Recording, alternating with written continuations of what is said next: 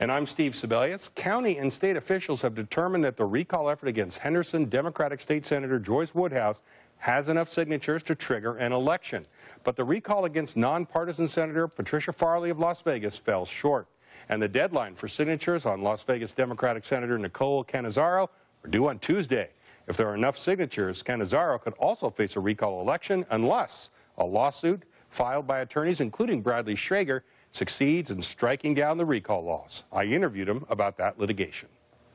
There is no standard for what triggers a recall. There's no list of things that somebody has to do to be recalled. There's really no reason whatsoever.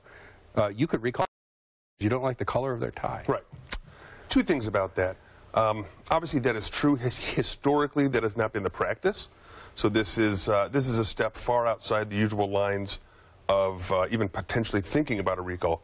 But beyond that, while you're right about Nevada statutes, what the federal lawsuit says is that in the way that the Republicans are doing this, they are diluting and disenfranchising thousands of voters, particularly voters in minority areas.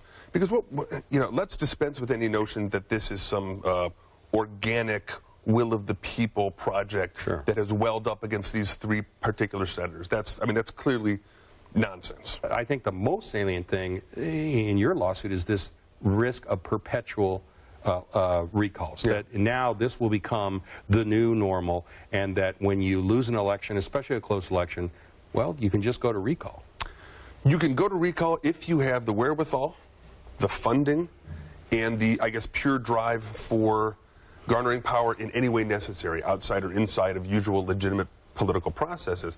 I mean, when you weaponize recalls in this fashion, if you regularize them so that they become a feature of your political landscape, I would have to think that most Nevadans of any political party who would be concerned with the influence of money and shenanigans on their ability to express themselves at the ballot box, I think would be very concerned about this and should be worried for the future. If you have nearly limitless resources, which I think, given what we know about the backers of both the local and the national GOP, if you have limitless resources, you can endlessly grasp at power in this fashion.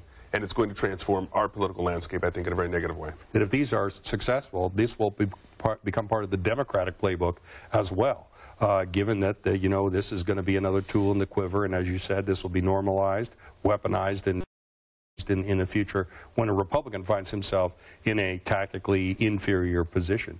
Do you think that's true, first of all, and do you worry about that as a consequence? I worry about it as a citizen. I hope that's not true, but as we've seen in campaign finance, no one disarms unilaterally. Yeah.